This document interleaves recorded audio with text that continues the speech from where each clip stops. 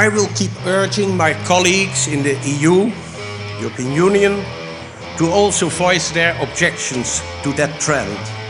And it's important that we stand united in telling the world that delegitimation is not acceptable to us. The Dutch government doesn't cherish Israel bashing, and Israel bashing shouldn't be acceptable to anyone. I believe that we can express our concerns and criticism more effectively by engaging in closer relations with Israel than by keeping Israel at distance. In that sense, good relations, intense relations, are not just a matter of principle, they are also instrumental in moving contested issues forward.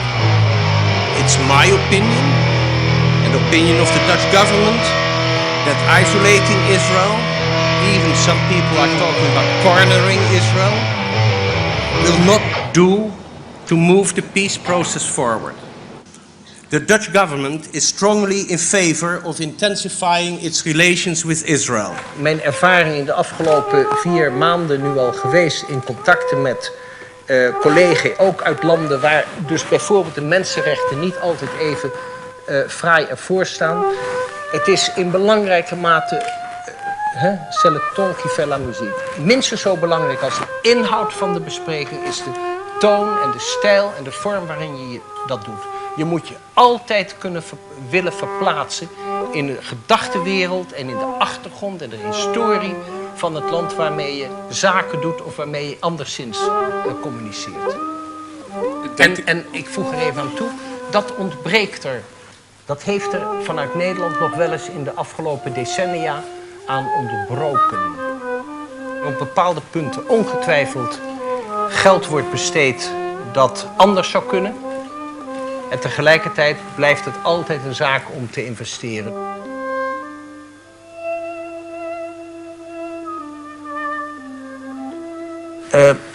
Ja, daar ga ik er weer omheen praten. Nu de laatste vraag van een niet zo snelle vragenronde, die het geworden is. Kies u voor Wilders of voor Verhagen? Ik kies... Nou, kijk, dan zeg ik ook weer... Dat was op een bepaald moment ook zo'n vraag van... kiest u voor de een of de ander? Unanimiteit nog altijd in de Europese Unie vereist. En wat dat betreft kan dus elk land... heeft, om het maar zo te zeggen, een rode kaart op zak. Maar net als bij het voetballen... als je zo'n rode kaart, die trek je niet elke keer. Dus op dat punt moet je niet voortdurend denken van... ik heb vetorecht. Je moet dus proberen om met die andere landen ter zake te komen. Nou, dan is natuurlijk de invloed als je moet geven en nemen... is beperkt voor Nederland. De Unie als geheel innemen. Dus om een concreet voorbeeld ook te noemen... op een aantal punten hebben we de lijn Duitsland-Frankrijk. Ja, dan hebben de andere landen in de Europese Unie een beetje het nakijken. En die pruttelen dan wat, ik pruttel dan ook. Maar ja, wat doe je dan? Je probeert dan vooral met die grote landen toch in de voorfase al volop aan de gang te gaan. Zo speel je dan het spel.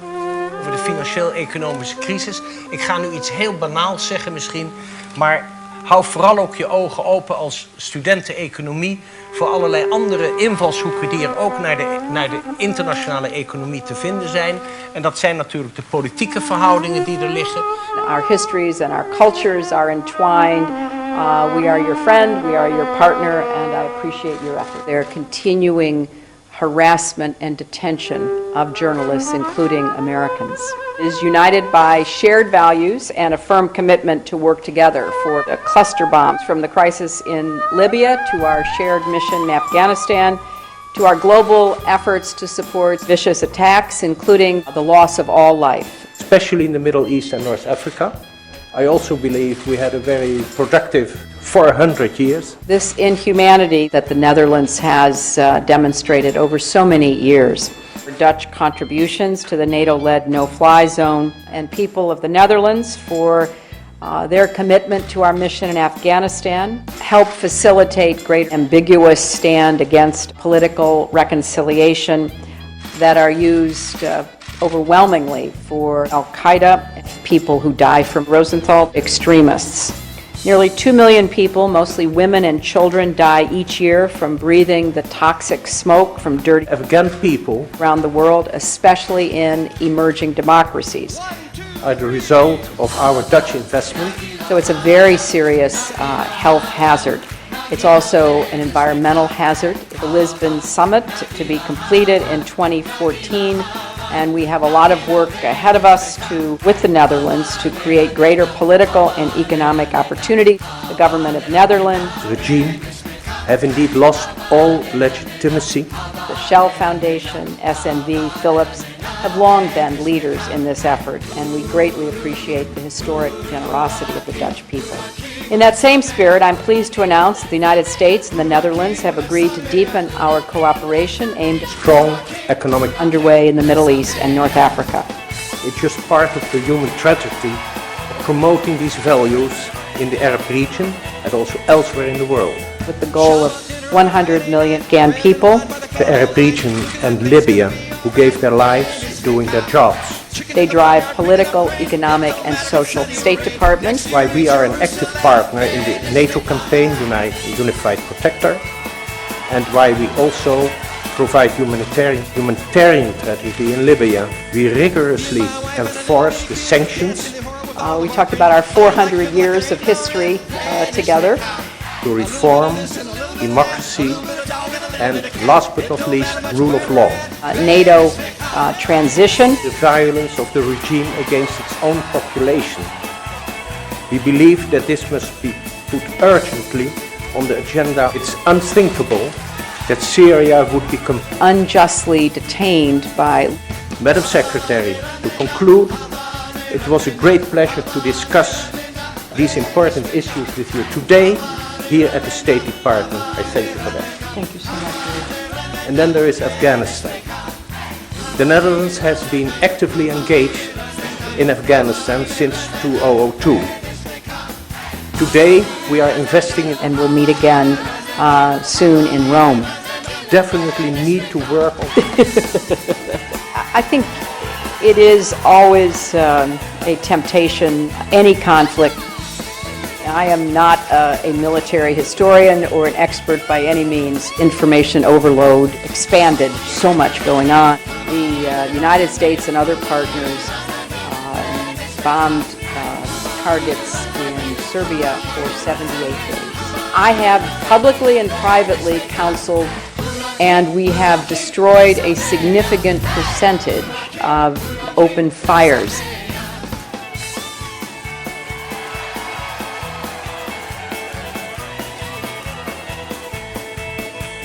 Shabbat dinner on a Friday night, bread and wine by the candlelight, looking like things gonna be alright. For 700,000 Americans. Chicken in the barnyard picking up grain, it don't matter if it's sunny or rain. Next year in Jerusalem,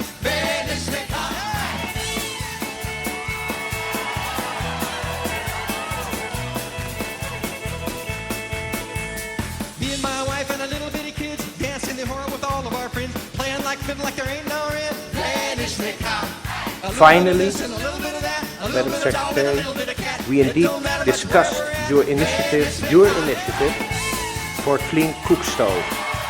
Air defense system and other assets that he had been using, from tanks to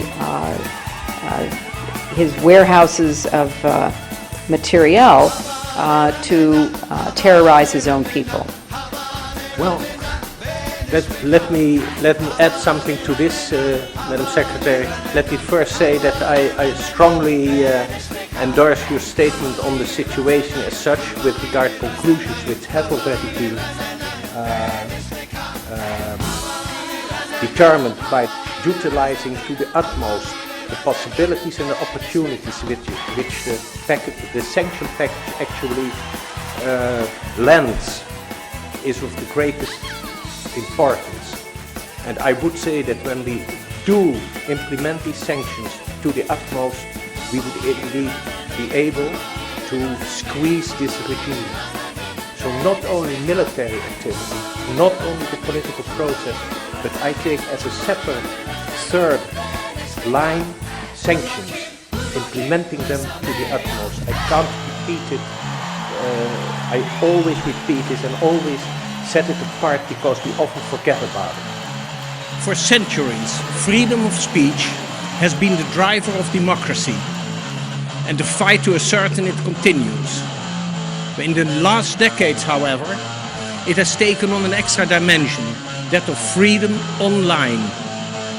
Which is a reflection of your long tradition of defending and advancing people's human rights and fundamental freedoms everywhere. In the United States or in the Netherlands, to imagine what we would lose if the internet became less free, harder to make the case that an open internet is and will be in everyone's best interests.